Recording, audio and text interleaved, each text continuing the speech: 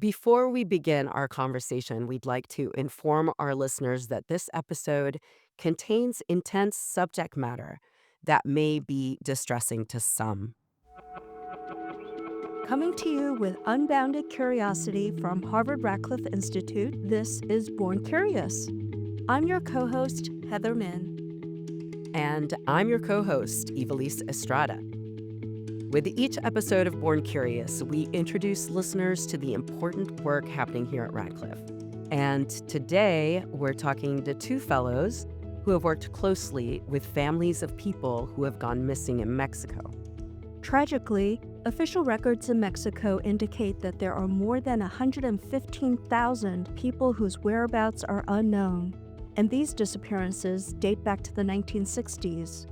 With Mexico's newly elected first female president, pressure is building to take on this remnant of the country's so-called dirty war. Who are the disappeared?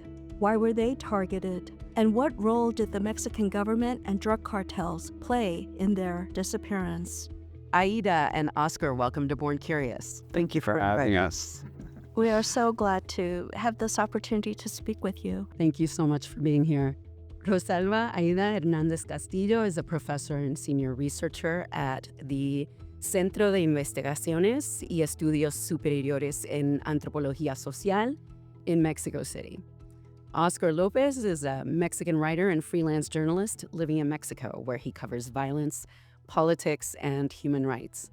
Both have worked as journalists who have documented the human rights crisis of disappearances in Mexico, and both have worked directly with women searching for their disappeared children. Additionally, they both live in the same state in Mexico, Morelos, which is just south of Mexico City. Did you know each other before you came to Radcliffe? No, we actually didn't. It was quite a surprise to see someone else on the list from Mexico, and then to come here and know that they were working on the same issue that I was working on. And, not only that, but then we've really forged this incredible bond. And, I definitely come to Aida for advice and support. And it's been really a lovely connection to make that might not have happened if we hadn't both left Mexico. Yeah. I think that there are no coincidence that we have a lot of friends in common. And just an anecdote is that he went to the same Montessori school that my son went, because he lives in Mexico City, but he also has part of his life in a small town in Morelos that is called Tepoztlan. So diving right in, who are the disappeared in Mexico? There is not a simple answer to your question. To begin with, the disappearance is a human rights violations that continues until the person appears. So it doesn't end like when you find a person that had been murdered. So it's also considered a form of torture for the relatives of the disappeared person. And just to give you two or three reasons why the people can disappear, there are people that are being trafficked in human trafficking as a slave work for the organized crime, also as sexual being trafficked by the sexual international market. So it's also an international problem. It's not just a problem in Mexico. You can also disappear because you're a victim of a crime and your body is being disposed of in a clandestine mass grave. Also, the immigrants that are coming to the United States, they can be dead in a river or in the desert, and their body is not being found, so they also disappeared. But it's a very complex phenomena that many people situated only with the organized crime, but it's much more complex because in many cases of disappearance, also the security forces, the immigration forces are involved. And just to add to that, in the case where someone is killed or murdered, the typical form of their disappearance is that their body is hidden. So that might be in a hidden grave where it can't be found, or to be a little bit grisly, their remains are destroyed in some way. They might be cremated, and other ways to eliminate the remains of the body. And essentially, if there's no body, there's no crime, right? Because it's much harder to trace what happened, to find evidence if the body ceases to exist. And the impact of that is that that person who was a living human being is not just dead, but they've actually disappeared. They vanish. And, the impact of that is multifold, because it's not like when you lose someone, which is, heartbreaking and difficult, but you can at least go through a process of mourning. But when someone disappears, these families are robbed of that. So they all they have is this question of, well, the last time I saw my son or my daughter or my uncle was, this particular time, but then they just disappear. So there's just this lingering question over them for the rest of their lives in many cases. And there's no sense of closure. There's no grave where they can go and mourn the person. It's just this kind of emptiness that really weighs on them. And that's why it's so heartbreaking. Mm. And you've both done work with these families who are searching for their disappeared loved ones. I'd love to hear both of you talk a little bit about how you've interacted with these families.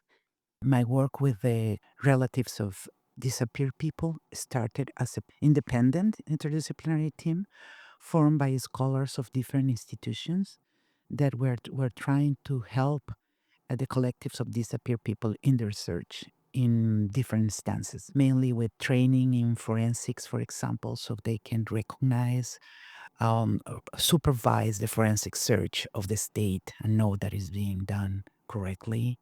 And there is also a civic search in which the collectives are appropriating the forensic tools in their search. We also help them to do a database of the people that are denouncing disappearance. We do memory workshops, and in my case specifically, for me has been very important to accompany the creative writing of them so they can write their own books. So the right of self-representation with their own publications. So I have been working with collectives in the north of Mexico, in the state of Sinaloa, in our own state in Morelos, and with a national network that is called the National Search Brigade, and also in Central America in Honduras. So it is mainly doing academic research, but also activism. Mm.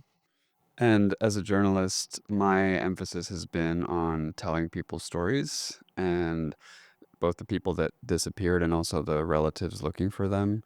So I've traveled the country talking to different, often mothers, because as Aida pointed out, it's often mothers that are on the front lines looking for their relatives, though not always. And my work has been really focused on trying to elevate their stories and, draw attention to the terrible impact that this human rights crisis has had on families all over Mexico. So in some cases, that's involved, an interview with someone telling their story. There was one woman who's called Maria Herrera. She's a kind of leader in the movement for women looking for their disappeared relatives, and she has 4 sons that are missing. And then on a broader level, I've spent time with some of these mothers more closely. One mother in particular, whose son disappeared in 2014. I went to her village where she lives and spent a week there, kind of getting to know her and her family, and just trying to see the long-lasting impacts that disappearance has, not just on one person or one family, but on an entire community. So it's been a broad range of work, but the focus has always been on trying to elevate the stories of relatives who have gone through or are still going through this disappearance. And I'm just hung up on what you just said about this woman who has 4 sons who have been disappeared. Yeah, it's horrible, and incredibly cruel. It's just a pain that you just can't even imagine. And they were disappeared in 2 different locations in 2 different times.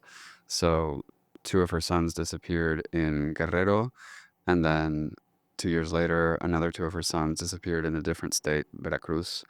Different circumstances, Mm. totally unrelated. But when you're in a country like Mexico where violence is so widespread, unfortunately, people become prey to organized crime, corrupt officials, corrupt police all the time. And so, this is a particularly exemplary case, but what's really tragic is that it's not unique.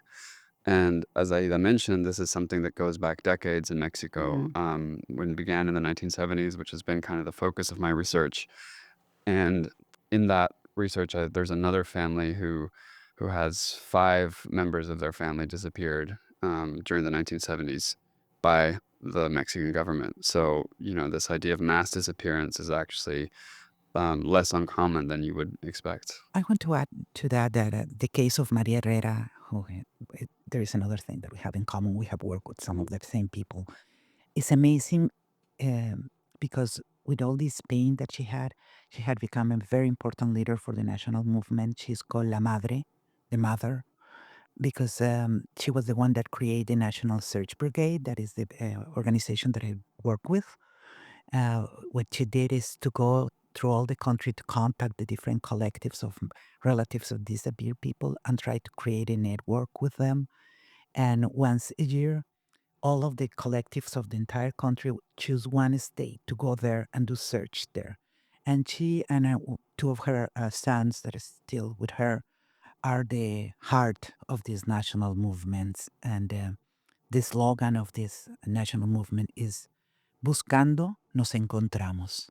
Searching, we encounter each other. But in Spanish, it also means searching, we encounter ourselves. So it's a very deep political slogan because in the search, they are building community and they are helping to reconstruct the social fabric that had been destroyed by violence. And once she says something that really impressed me, and she said that when her 4 kids disappeared, she was very upset with God and she was like claiming, why me? Why me? Why it has to happen to me? And with years, she say, I realized that the question was wrong. It was not why me, but what for? And she thinks that part of the reasons is because she had the moral duty to build community in Mexico. And that's what she's doing now with her life. And I think that's a really important point, and something that Aida really highlights in her work is that even though this is something tragic and dark and painful, there's also a tremendous amount of hope. The way that these communities bond and build, networks and find hope in each other, and the sisterhood that emerges in these communities of mothers searching. There's just a lot of joy there, which is something that I encountered even in this village that I described is somehow in the midst of all this, people always find ways to find joy. I would love for you to give us a sense of the scope, the magnitude, how far back has this gone on? If you could give us some historical context so that we can appreciate why this is happening without anybody being punished for it. That's a great question, and I think it's really at the center of this crime. There's evidence of disappearance as a state practice going back to the 1940s. At the time and throughout most of the 20th century, Mexico was under an authoritarian regime. There was a single party that just won every election, but obviously the elections were fraudulent.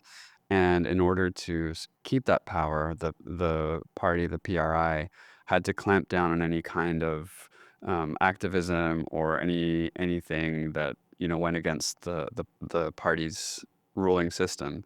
And so often that meant that when there was some kind of activism or some kind of pushback against the ruling party, these kinds of activists would be killed or arrested, tortured, and sort of made to go away, essentially to disappear. It only really became widespread after the 1968 Tlatelolco massacre in Mexico City, in which 300 student protesters were killed by government forces. And this sort of rising student movement realized that there was no way that a peaceful protest is going to achieve the ends that they wanted of democracy and freedom. And so many of these students actually took up arms and joined burgeoning guerrilla forces that were rising in the mountains. And in order to fight back against these newly armed movements, the state instituted even more repressive tactics. And so disappearance really became state policy throughout the 1970s. And throughout this period, approximately 1,200 people were actually disappeared. Some of them were actually killed and thrown out of airplanes off the Pacific Ocean. And I think that's really like the core of disappearance in Mexico. That's where it really started. And even though there was a transition to democracy in the late 90s and early 2000s, there was never any repercussion for these horrific crimes that occurred in the past. And so I think impunity really became entrenched. And as Mexico had changes in government and new presidents, they never managed to really take stock of what had happened before. And so to me, this kind of crime of the past became something of a festering wound. And when drug trafficking became more prevalent in the early 2000s, and as the government kind of launched this war against drug trafficking groups, violence just exploded. And disappearance was kind of embedded in the fabric as a tool to cause terror in communities, to get away with murder. And as violence has increased, disappearance has increased exponentially along with it, to the extent where, we now have over 100,000 people who are considered disappeared in Mexico. And so while it was a state practice back in the 1960s and 70s, it developed and ballooned into a widespread practice used by both corrupt authorities, but also organized crime groups, which is how we now have this phenomenon where it occurs, all over the country, and where the most vulnerable are often targeted. And I will want to add to this that to understand the dimension of what is going on, it is very important to put it in a global context. Because a lot of this practice of disappearance that started in the 70s were also part of the Condor Plan in South America. And a lot of those practices were in military manuals. And a lot of the militaries that were using this disappearance device, as I call it, because it's a practice, it's a culture, are tools, are institutions that help in disappearing. That's what I use the concept device. Um, a lot of these militaries in the South Con in Central America and later in Mexico were trained in the School of the Americas in the United States. And after the post dictatorship in South America, we have been able to find documents and manuals that talk about disappearance as a tool of counterinsurgency. So it's a practice that has a long history of linkage with counterinsurgency, and also the weapons that are being used in a lot of those crimes are weapons that come from the US market. I like to emphasize this because many times, for people that are not familiar with the geopolitics of the Americas, it can be easily seen as like failure states that do not know how to maintain the democracy, and poor people there that are kind of behind, underdeveloped. And the reality of the young people with whom um, we work, the brothers, sisters of disappeared people, are much more linked to the life of young people in this country in many senses. And the weapon industry is one of these ways in which our realities are linked. But also the military perspective of counterinsurgency that, as Oscar said, set the basis. It opened the wound that allowed what is going on now.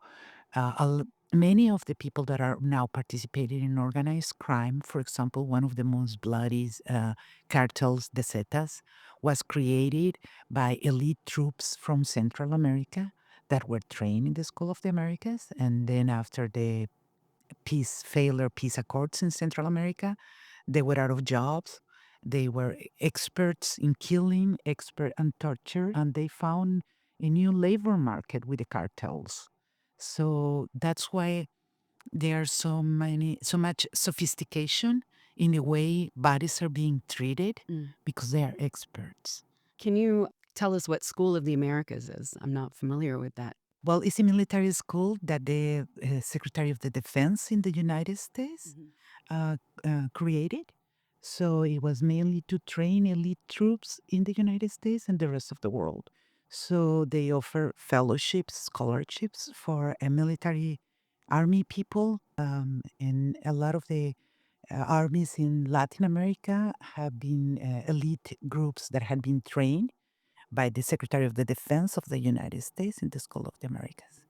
And you mentioned that many of the arms are coming from here in the United States. And I just want to say that we did talk to Yeva Jusunite when she was here for her fellowship. And so we'll link to that podcast episode when we publish this one so that people can listen to that as well, because there is some crossover with your work there. Absolutely.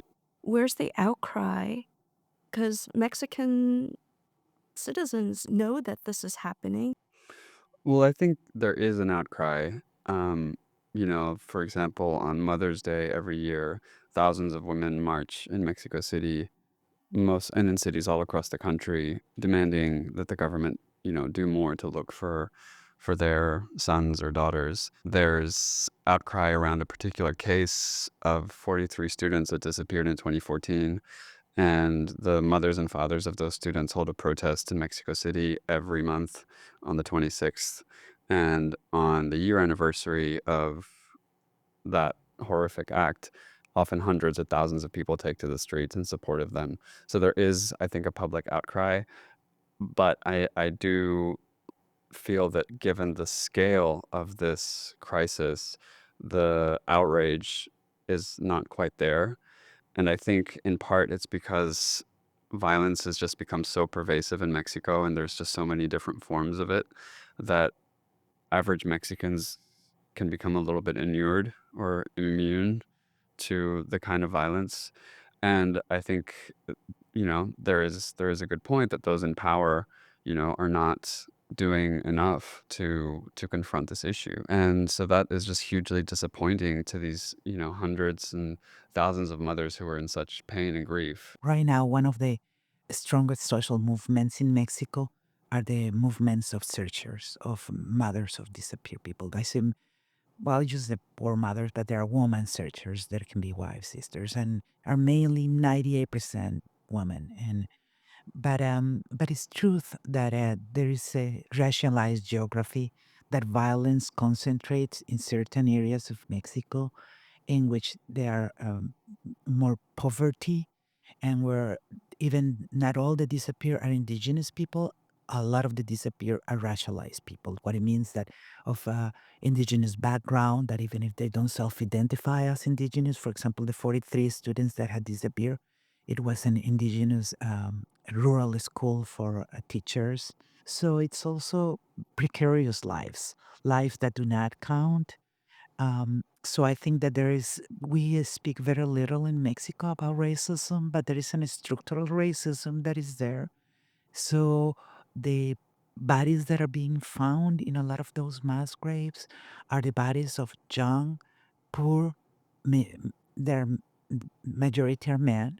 They're also women, but they're majority are men. So whose life have been very precarious. And I always, because racism is one of the um, concerns that I have in a lot of my research for the denial in the Mexican society about racism. And what I say is that if these 112,000 people were kids of the Mexican Creole elites, the answer of the government will be totally different. So it's also lives that counts and lives that do not count. And but I mean, it doesn't mean that there's not an outcry. These mothers are in the streets all the time and looking and searching, creating new strategies of denouncing, appropriating creative writing, writing their own books, doing radio programs, and doing embroidery, doing painting, using art, doing murals. So the creativity that is being used to denounce this is a very important It outcome. sounds as though the mothers are allowed public grief and outrage. Why are the mothers allowed? Are they're given public space to engage in this? I don't think it's that they're allowed, it's that they've taken it. No one's giving them permission. They're just taking the streets in their outrage. And it's not so much that, fathers and others don't have that grief, but it's just often left to mothers to take action, whether that's, going out to search, or taking the streets and expressing their grief in public ways. It just, um, from what from my perspective, it's just become this very powerful movement of solidarity, and I think that gives these women their own agency and their own strength in order to take the streets and to express themselves and to go out and look for their relatives. There is some kind of moral support towards their grief, in a sense. So that's why they are becoming more and more creative in trying to touch the hearts and the consciousness of Mexican society. For example, the women that I work with, have a strategy that is called the Axis of School and Educations. And they go and visit junior high schools, universities to give talks and also to do prevention and what they call peace building. So they are trying to they have developed, although they don't define themselves as feminist at all, the group that I work with in Morelos has developed a feminist consciousness. So they have a very strong critique to masculine violence. So they talk in high schools and junior high schools. What are the dangers of machismo? Because how they put you in risk, even as a man, it put you in risk. But also, it is easy for you to reproduce violence. And so they're trying different strategies. They're targeting the state in a way that we want justice, we want a commitment for search, but they're also targeting the society, the Mexican society, by saying like this is a problem. You just touched on patriarchal violence in this issue. Can you talk a little bit more about that? Yeah, well, I was talking during my public talk here about the inspiring work of a young Mexican feminist. Her name is Sajak Valencia. And she does this very interesting analysis trying to link the Mexican human rights crisis and violence crisis to what she calls gore capitalism. So her analysis points out of how we have a moment in capitalism in which the use of violence for dispossession is very important, but at the same time, the inequality is becoming deeper and deeper. So you have a generation of young men that had been taught by this hyper consumism that to be somebody in the world you have to be able to have a car, to have an iPhone, to have an iPad, to consume, to be. But at the same time, your life is very precarious because the system does not allow you to have these possibilities. And you don't have any space in society and the labor market. But you are being trained by this patriarchal culture in patriarchal violence. That's something that you know how to do because you're being trained from young age. So we see that 90% of the perpetrators of violence are men, but also a lot of the victims. So patriarchal violence make you exercise this violence, but also put you into risk because the kind of macho response. Just to give you an example, no, all this idea of property over your woman and that your honor is in the body of your woman has been historically in many cultures in the world, not just in the Mexican culture. And in the past, if you were in a wedding and a man was looking at your woman, you will go to this guy and say, like, why are you looking at my woman? What are you doing there? But now this happened with men that have weapons. So in the past, the same incident could be a fight with your hands, not with your feet. But now that ends in a massacre. So a lot of these traditional responses of patriarchal violence still there, but now with weapons.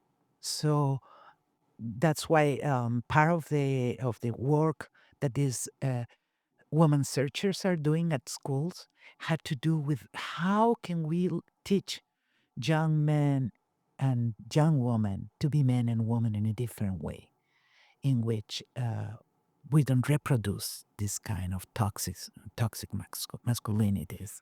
And also, at the level of authorities, there's also a entrenched misogyny, and that plays into disappearances. Many times when I've been out in the field researching the disappearance of young women, which is not as widespread, but definitely significant and a growing part of disappearances, the way that authorities treat these women and their families is extremely misogynistic. And they'll often say, oh, well, she probably just ran off with her boyfriend, she's probably up to no good, and using this language that's deeply patriarchal and re-victimizes the victim and just reinforces stereotypes. I remember one case where the police officer sort of implied that the reason the young woman had disappeared was because she had tattoos, and nice young ladies don't have tattoos. So that kind of entrenched machismo, misogyny is a part of the social fabric, not just on the level of violence, but also in the response of authorities.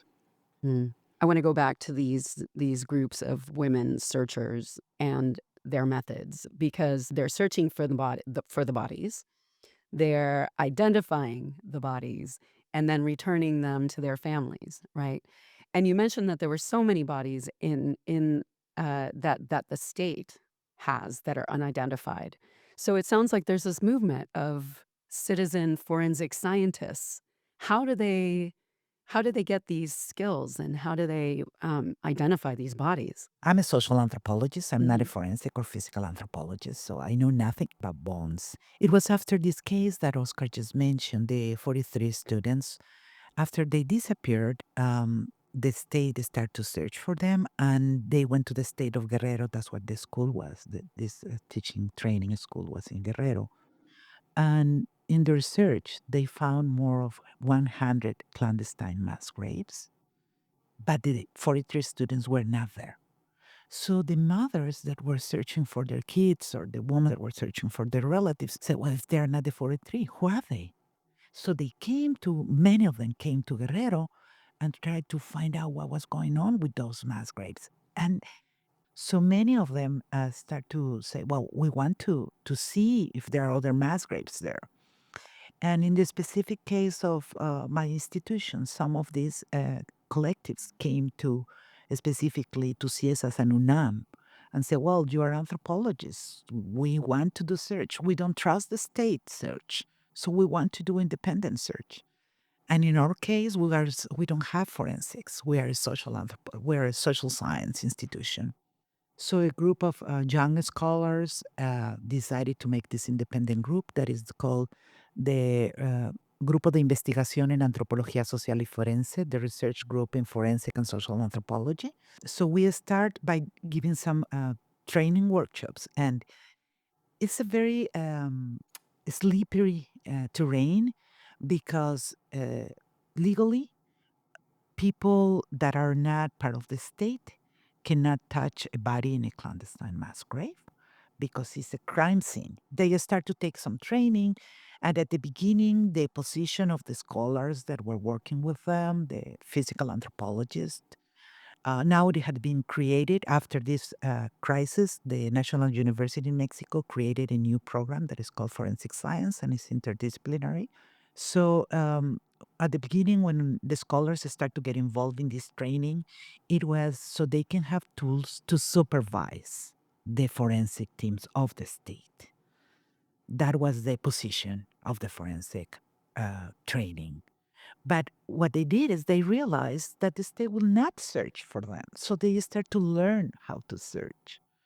And the informal agreement is that they can search. And if they find a mass grave or clandestine mass grave, it is their duty to call the state forensics and leave the scene of the crime. And they have become more and more involved. And now the Argentinian forensic team, that is a pioneer in the entire continent, are also working with them, giving training workshops. Some of them had gone to Guatemala with the forensic group in Guatemala, and there are a lot of alliances. So, and now that they have a new career, in the case of the collective that I work in Morelos, one of the leaders is studying forensics right now, and another one of the members is studying education for peace.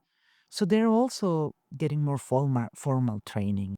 What are the benefits of you doing your work away from where this is happening and the people who are embroiled in this phenomenon? It's a complicated question. I think on the one hand, being away from Mexico, there's been a sense of relief to not have to deal with just the day-to-day work of being out in the field and often facing significant risk and danger. I think having access to the Harvard libraries has been really fundamental to my work because I've taken a specific focus on the historical aspect of forced disappearance, and there's just an amazing wealth of information about Mexico in the Harvard libraries, many books in Spanish even. And so that's been a really foundational for my research. And also having research assistants has been really incredible because I'm going through a lot of archival material, a lot of these books that I mentioned. And so having research partners who can, collaborate with me and help me go through that research, which is the backbone of the project that I'm working on, has been really fundamental. But I think it's also been challenging for me. Sometimes when you're working in the field that I do, that is often involves encountering violence, reporting on trauma, talking to people who have experienced extremely traumatic events, you kind of are able to put it to one side because you kind of have to, otherwise you wouldn't be able to do the job. And then coming here and not having that has kind of let all those emotions that I wasn't really dealing with in Mexico, they've kind of come up to the surface. And so I've actually found that on a personal level quite challenging. Well, in my case, in the last 7 years, I have been doing more practical work in the sense that I have been accompanying this interdisciplinary team and then the collectives. And as an anthropologist, I have been reflecting a lot about the ethical dimension of our work. And there it has been an entire wave in anthropology of critiques of what it means to represent social suffering and to make your careers about writing about social suffering and what are the ethical consequences of this work and what it implies for the people that you work with. So it was mainly because of this kind of reflections that I have decided to make a methodological bed of helping the process of self-representation. I make a link with a prison project in which inmates publish books. Is the first printer that is linked to a prison in the state of Morelos. I helped to found this editorial project. So the books of the searchers had been published by the prison project. So it means a lot of work, a lot of because they write their own books, but I help with the editing, I help to make the bridge with the printing, design. And during all this time, it had been very difficult for me to write my own analysis because it was mainly working with them, co-theorizing with them. And so having the possibility to come here, take a breath, and try to analyze my own experience, the experience itself of making books with them, it's itself an analytical process that I want to write about also. I have two research partners as part of the program here. One from indigenous background in Oaxaca, from the Chatino people that is doing her undergraduates here, and the other one is Afro-Dominican from the Caribbean. And so they are both very sensitive to the issues of racism that is important in my project, and they're brilliant. They're totally bilingual. They had helped me to do the research and also to translate some of the work of the searchers. So to be here and have this interdisciplinary space and work with young people, people that do not see us, probably do not know that we have years apart. Oscar is at the age, could be my son. So here we are different generations, and I'm one of the senior researchers that always hang with young people. I joke that I'm a vampire because I'm getting their energy. So I'm learning from other disciplines, but from other generations also. Oscar, you mentioned that you're focusing more on the historical aspect of this right now, but you had been reporting on these disappearances for a while. Can you tell the story about how the history of this kind of landed on your doorstep? Yeah, absolutely. So I live in Mexico City in Roma Norte. That's a very quiet, trendy neighborhood. And I live in front of a really pretty little park, and it's always been a lovely place to call home. And one afternoon, I noticed that there was this little ceremony taking place in the park, and there was a couple of people holding candles, and they were installing this little plaque. And I sort of thought that was curious. And the next day, I went and saw the plaque, and it was in front of the building right next door to my apartment building, which is a government office building. And the plaque said, I'm paraphrasing, but in this building in the 1970s, people were tortured, disappearances happened, et cetera, et cetera. And I just thought that was just so, like, I'd never really heard about this part of Mexican history. And I think that sort of speaks to a wider problem about this issue, is that it's really not taught. It's really not examined in any significant way. And so for me, the idea that this kind of horror happened not just in my country or in my city, but in the building next door to my house was just really a moment of awakening for me. And it inspired me to want to dig into that history more and to understand how this came to be. And so my process really started in just walking to the building next door and talking to the government officials there who now work in the Human Rights Department about the history of that building, about the things that took place there. And that was kind of my entry point into this whole dark chapter of Mexican history. You're sharing stories, Oscar, of the people who have disappeared in their families, and Aida, you're sharing their stories and also helping them tell their own stories. So there's this synergy there too. I love it. Yeah. It's really beautiful. And I think that it's something that I appreciate a lot about Radcliffe is to have this intergenerational space that we have people in different steps of their career. And so the learning is both ways, no? Because and some of us have already walked a long path in certain issues, but also we keep learning. For example, I'm very pre-digital. I'm not even in Facebook, Instagram, TikTok, nothing. I don't use none of these tools. And so for me to learn how are they doing a different kind of journalism that they're doing, for example, is very inspiring. No. What are your hopes for the impact that you would ultimately like to have as a result of birthing this very difficult subject matter and sharing it with the rest of the world? I feel like my purpose is to reveal and uncover this history and this dark moment in Mexican history that's never really been confronted in a meaningful way, and to ensure that this reaches the widest possible audience. And that means, in my case, targeted at American audiences, because I feel like it's something that Americans don't know a lot about, but could be really interested in because there's a definite American connection in the way Aida described.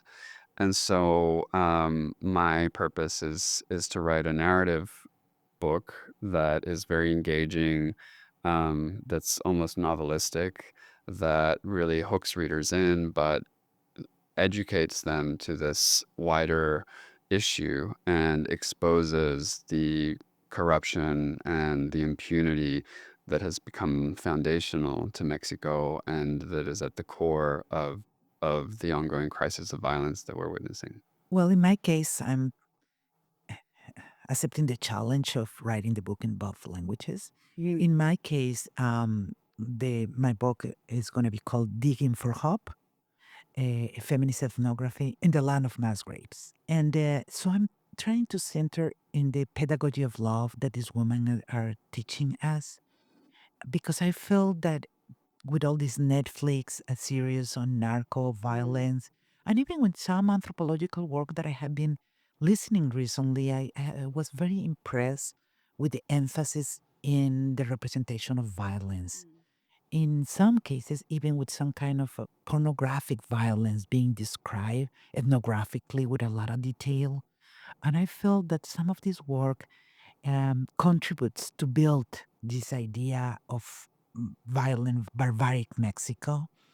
So I also feel that showing this building community effort, it's important. In the case of the English version, to show this other side of the story, that is also the story, not just the dark story, but the story of light, the story of hope.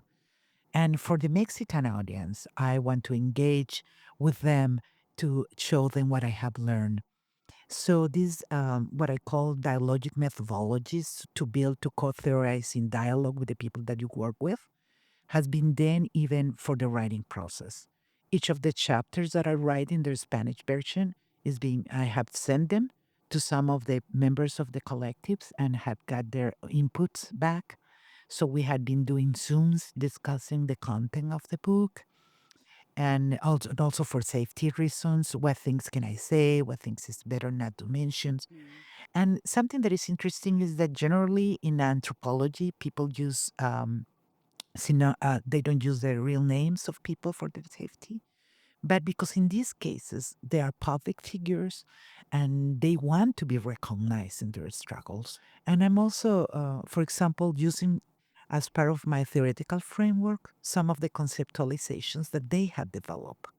So I also emphasize from this conception of decolonizing epistemologies, decolonizing our way of knowing, to recognize that people that we work with are not only sources of testimonies that the scholar is going to analyze, but they are also producing their own theories. They also have a critical thinking about their world that we have to engage and recognize. So I hope that I can honor the knowledge that they have shared with me there and contribute to conscious raising, but also to recognize this other part of the Mexican history that they're writing with their practices.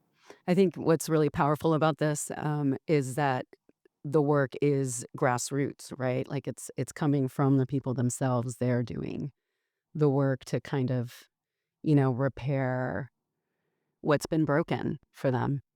And you're not intellectuals or scholars or journalists, hiding out in an ivory tower. You're really centering people's agency. So you've been here for a few months, working together, but on your separate projects. Are there any questions that you have for each other that you haven't asked so far? Well, I think that's something that had marked our experience here in Radcliffe and in the United States had been the war in Israel Palestine, and we had been sharing our disenchantment with the role of the press in this country, the kind of representations that have been done of social suffering and the bias in the press. So my question to Oscar is, if we are not finding what we want in these standard liberal newspapers that we used to read, what is the hope for journalism? As a young journalist, what do you see as the future for journalism? I've shared the disenchantment with some of the coverage in not just this issue, but lots of issues that have been ongoing. But I I want to push back a little bit because I feel like if we're just looking to read what we want to read, then we're just going to find ourselves. And I think that that's something that has become problematic in our society where we live in these echo chambers and we just read the information that we want. I think, you know, it's reasonable for newspapers to have particular perspectives. I think what needs to happen is for audiences to have a greater critical understanding that even the news that we see as unbiased is biased. And that's okay. It doesn't take away from the fact that, journalists are doing great work. Not all the coverage we're going to agree with. If there is hope in journalism, I think, finding more avenues, new ways of doing journalism, because it's clear that, the current model really isn't working. And we're kind of becoming increasingly beholden to these corporate media structures, which are just working for a bottom line or are being financed by, very wealthy individuals. And so I think finding new ways of independent journalism, nonprofit journalism, um, community journalism, local journalism, I think that's where I really see the hope and the future of journalism to, provide these different perspectives and really a more nuanced and localized view of issues. I think that it's important to emphasize that when people hear these problems, many times they ask, but what can we do? What can we do as normal people that are not scholars, that are not? And in the case of the US audience, I have two suggestions. And one of them is that in the network, you see many times pictures and images of people that are missing. And some of the people can be missing their track to the US. So if you find in your net some of this information, just share it. Share it in your nets. It's a way of searching using the nets to show the pictures and the information about missing people. So share every time you can. And the other thing is that the lobby against weapons. I think that in deep inside of these huge global problems, is the military industry. So we have to stop producing weapons and using your taxes to produce more military industry. So I think that that's something that your vote as a U.S. citizen can contribute to stop an industry of death that is affecting not only Mexico, but the rest of the world. Thank you for that. Thank you. This was wonderful. Thank you so much. Thank you. Thank you. That concludes today's program. Born Curious is brought to you by Harvard Radcliffe Institute. Our producer is Alan Grazioso. Kevin Grady, Anna Song, Sean Hennessy, Sky Jung, Emerson Prond, and Cabin 3 Media provided editing and production support. Many thanks to Jane Huber for editorial support. And we are your co-hosts. I'm Heather Min. And I'm Evilise Estrada. Our website where you can listen to all our episodes is radcliffe.harvard.edu/borncurious. If you have feedback, you can email us at info@radcliffe.harvard.edu. You can follow Harvard Radcliffe Institute on Blue Sky, Facebook, Instagram, LinkedIn, and Threads. And as always, you can find Born Curious wherever you listen to podcasts. Thanks for learning with us. And join us next time.